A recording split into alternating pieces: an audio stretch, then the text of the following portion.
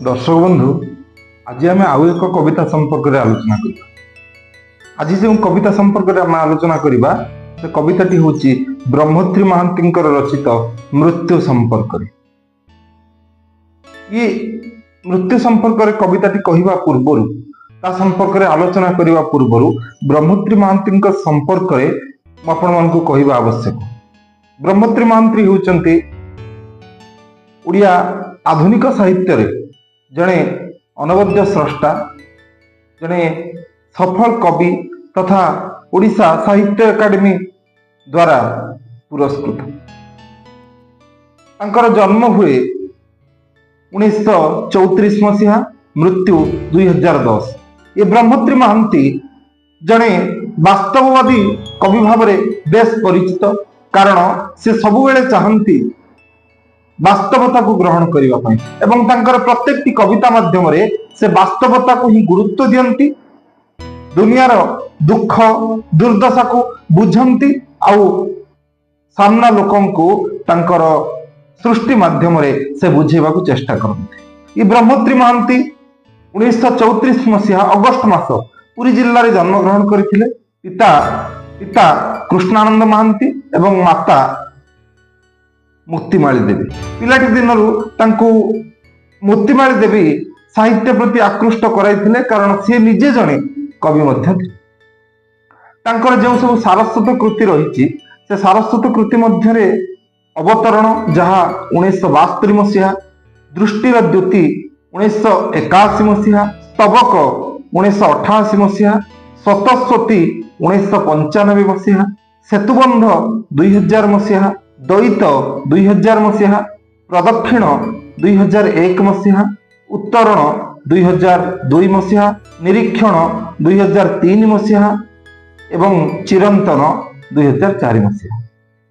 जदियो तांकर प्रथम कविता थिला अवतरण, किंतु से तांकर दृष्टिर द्युति कविता पाई 1981 मसीह रे ओडिशा साहित्य एकाडेमी द्वारा पुरस्कृत होता। अवतरण रे 60टी कविता रही बेले दृष्टिर द्युति कवितार 60टी कविता रही। आ प्रत्येक कविता प्रायतः प्रतीकधर्मी, जेपरी तारा, चिट्ठी, लाभा, रुद्रा, लीला, खून, मृत्यु संपर्क रे जो कविताटी आम आज आलोचना करबा, एभली अनेक कविता तांकरे स्थान पाइछि दृष्टिर द्युति कविता मध्य कविता संकलन मध्य। आलोच्य कविता मृत्यु संपर्क रे जेउठी से बुझेबा को चेष्टा करिसंती ए संसार तुच्छ, मनुष्य मृत्यु को डरिबा उचित नुहे। मु प्रथम कहिथिली कवि सर्वदा वास्तवता को ही ग्रहण करने पसंद करती एवं प्रत्येक मनुष्य को जहाँ सत्य ताहा कठोर हेले मध्य आमको आपणैबा पई हबो ताहाको से समस्त को बुझाई थांती। एबे कवितार प्रसंग भीतर को आम जीवा पूर्वर मु गोटे सुंदर कथा आपण मानकु कहिबी। इटा मो कथा नुह, महाभारत महासमर रे जेतेबेले अर्जुन को कृष्ण जीवन दर्शन संपर्क रे सूचना दियंती, वास्तव रे मनुष्यर जन्म कौन पाई हुई, मनुष्य किए, तार कार्य कौन, ये परिवार कौन, माया कहा कहती, कर्म कौन करने आवश्यक, भक्ति कहा कह जाए, एमती अनेक कथा को नहीं जो मुखनिसृत वाणी गीता श्रीमद् भगवद गीता जहाँ मत लगे एक कौन विज्ञान बही ठार कम। ए दर्शन विज्ञान धर्म तत्व ये सब किछि निहित रही। से गोटे सुंदर पद अर्जुन को कहते, जातस्य हि ध्रुवं मृत्यु ध्रुवं जन्म मृतस्य तस्मात् अपरिहार्यत न अतोशोचित हर्ष। मनुष्यर जन्म जो सत्य, मृत्यु मध्य से भली चिरंतन सत्य। तेरे मरिबा को भय करिबा कहीं सामने जेतेबेले अपना लोक पर ही जान, सेतेबेले आम भितरे आउ निजर किए रहिबो। एमिति सुंदर तत्व भगवान अर्जुन को पचारे ସ୍ଥିର ଅଛ କାହିଁକି ପାର୍ଥ, ଯାଅ ଯୁଦ୍ଧ କର। ଅର୍ଜୁନ କହିଲେ, ପ୍ରଭୁ ଏ ସମସ୍ତେ ମୋ ନିଜ ଲୋକ, ମୋ ସାମ୍ନାରେ ଅଛନ୍ତି, ମୁଁ ଅସ୍ତ୍ର ଉଠେଇ ପାରୁନି। ଭଗବାନ ହସିଦେଲେ ଆଉ ସୁନ୍ଦର କଥା ଭିତରେ ସମ୍ପୂର୍ଣ୍ଣ ପ୍ରଶ୍ନର ସମାଧାନ ମଧ୍ୟ କରିଦେଲେ। ଯଦି ସିଏ ତମର ନିଜର, ତାହେଲେ ସିଏ ସାମ୍ନାରେ କାହିଁକି ଅଛନ୍ତି? ନିଜ ଲୋକମାନେ କେବେ ସାମ୍ନାକୁ ଆସନ୍ତିନି ପାର୍ଥ, ଆଉ ଯୋଉମାନେ ସାମ୍ନାକୁ ଆସନ୍ତି ସେମାନେ କେବେ ନିଜର ନୁହନ୍ତି। ଇଏ ଯୋଉ ବାସ୍ତବ ସତ୍ୟ, ମୃତ୍ୟୁ ମଧ୍ୟ ଠିକ ସେଇଭଳି ସତ୍ୟ। ଆମେ ଜନ୍ମ ହେଇଛନ୍ତି ଅର୍ଥ ଆମକୁ ଦିନେ ନା ଦିନେ ମୃତ୍ୟୁବରଣ କରିବାକୁ ପଡିବ। ଆଉ ମୃତ୍ୟୁ କଣ କି? ଆମେ କଣ ଶୋଉନାହାନ୍ତି? ଆମେ ପରା ପ୍ରତ୍ୟେକ ଦିନ ମୃତ୍ୟୁ ଭିତରେ କେବଳ ଜୀବନକୁ ବଞ୍ଚୁଛନ୍ତି। ଆପଣମାନେ କହିବେ ଇଏ କେମିତି କଥା, ମରଣ ଭିତରେ ଆମେ ବଞ୍ଚୁଛନ୍ତି କେମିତି? ହଁ, ଆମ ଭିତରେ ଥିବା ଭୟ ହେଉଛି ଗୋଟେ ପ୍ରକାର ମୁକ୍ତି। ଆମେ ଯେତେ ଥର ଭୟ କରନ୍ତି ସେତେ ଥର ମୃତ୍ୟୁକୁ ନିଜ ପାଖରେ ଦେଖନ୍ତି। ଆମେ ଯେତେ ଥର ଭାବନ୍ତି ଯେ ମୁଁ ମରଣ ଠାରୁ ଲୁଚିକି ରହିବି, ସେତେ ଥର ମରଣ ଆମକୁ ଗୋଡେଇ ଗୋଡେଇ ଚାଲେ। ଆମେ ମୃତ୍ୟୁକୁ ନିଶ୍ଚୟ ଭେଟିବା। ରାଧାନାଥ ରାୟଙ୍କର ଗୋଟେ ସୁନ୍ଦର ପଦ ମନେ ପଡେ, ଭଗ୍ନ ଘଟୁଆହା ସଲିଳ ଯଶନ ସରି ଯାଉଅଛି ଆୟୁ ପ୍ରତିକ୍ଷଣ ମାୟା ଚେର ତଳେ ଭିଡିବ ଯେତିକି ଅନ୍ତକ ରଗଡେ ଝିଙ୍କିବ ସେତିକି। କହିବା ବାହୁଲ୍ୟ ଯେ ଇ ମାୟାର ଚେର ଯେତେ ଭିତରକୁ ଯିବ ନା, ଆମକୁ ମୃତ୍ୟୁ ସେତେ ଭୟାତୁର ମନେ। ଆଉ ଗୋଟେ କଥା ସତ୍ୟ ହେଲେ ମଧ୍ୟ ତାହା ବିଶ୍ୱାସ କରିବା ଆବଶ୍ୟକ, ତାହା ହେଉଛି ମଣିଷ ମୃତ୍ୟୁକୁ କେବେ ଭୟ କରେନି। ଆପଣମାନେ କହିବେ ଏବେ ପରା ଆପଣ କହୁଥିଲେ ଯେ ମଣିଷ କଣ ମୃତ୍ୟୁକୁ ଭୟ କରେ, ପୁଣି କହୁଛନ୍ତି ମୃତ୍ୟୁକୁ ଭୟ କରେନି, ଏହା କେମିତି କଥା? ହଁ, ମଣିଷ କେବେ ମୃତ୍ୟୁକୁ ଭୟ କରେନି, ଭୟ କରେ ମୃତ୍ୟୁ ପୂର୍ବର ଶେଷ ଯନ୍ତ୍ରଣା। ନହେଲେ ତ ଆମକୁ ପ୍ରତ୍ୟେକ ଦିନ ମୃତ୍ୟୁବରଣ କରନ୍ତି। ଶୋଇବା କଣ ଗୋଟେ ପ୍ରକାର ମୃତ୍ୟୁ ଚେତନା ଆଡକୁ ଯିବା ନୁହଁ କି? ମଣିଷର ତିନିଟି ଅବସ୍ଥା ଥାଏ, ଗୋଟେ ସଚେତ, ଗୋଟେ ଅବଚେତନ, ଆଉ ଗୋଟେ ଅଚେତନ। ଆମେ କଥା କହୁଛନ୍ତି, ଚାଲୁଛନ୍ତି, ବୁଲୁଛନ୍ତି, ହଲୁଛନ୍ତି, ଖେଳୁଛନ୍ତି, ବୁଝୁଛନ୍ତି, ତାହା ହେଉଛି ସଚେତନ। ଆମେ ଭୁଲ ଠିକ ପରଖିବାର ସାମର୍ଥ୍ୟ ଆମ ଭିତରେ ରଖିଛନ୍ତି।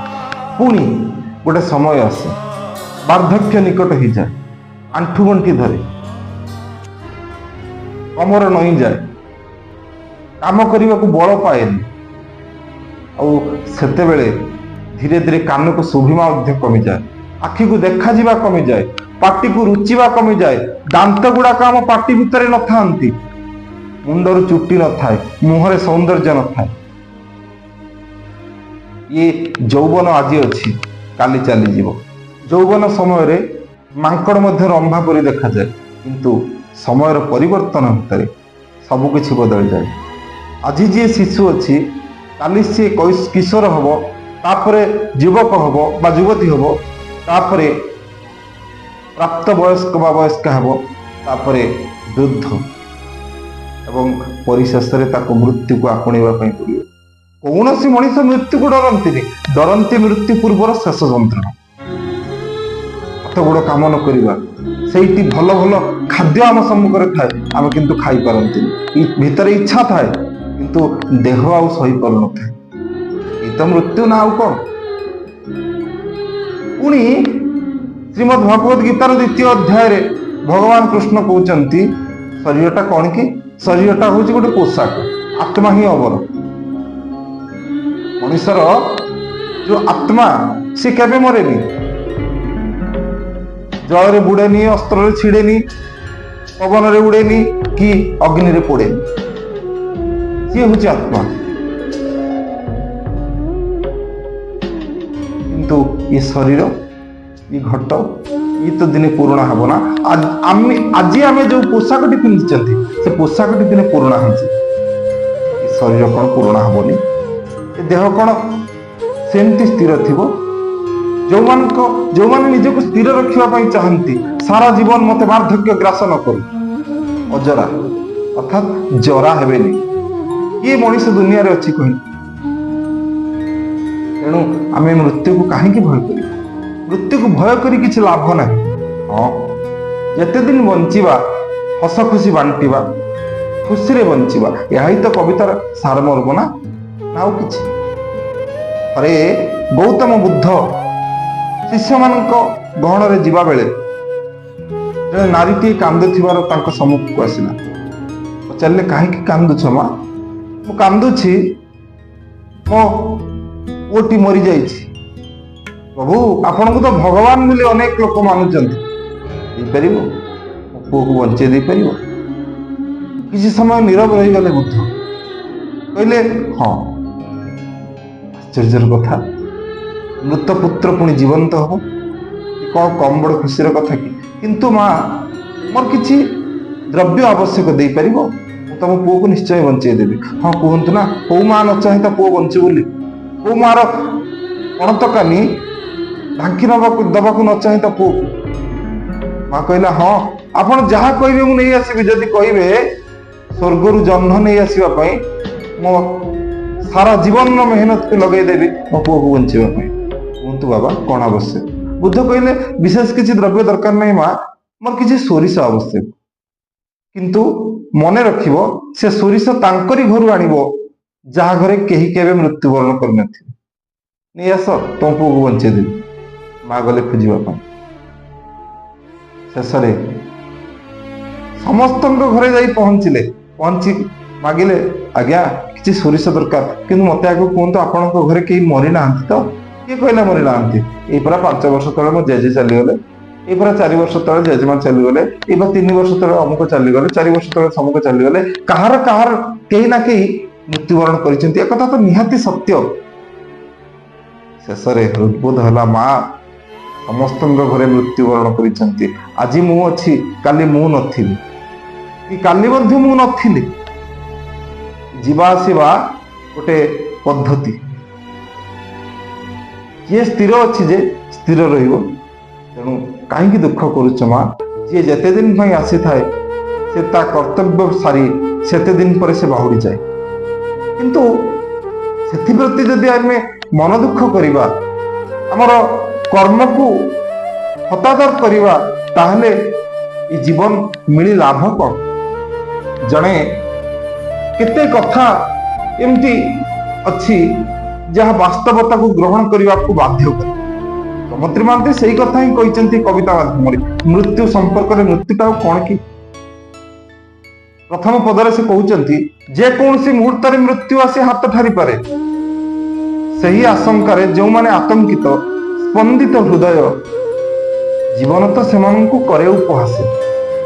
ଅମୃତରେ ଡୁବିଥିବା ସତ୍ତ୍ୱେ ଅଯଥା ମୃତ୍ୟୁର ଭୟ, ସେମାନଙ୍କ ସ୍ଥିତି ଆହା କେଡ଼େ ଦୟନୀୟ।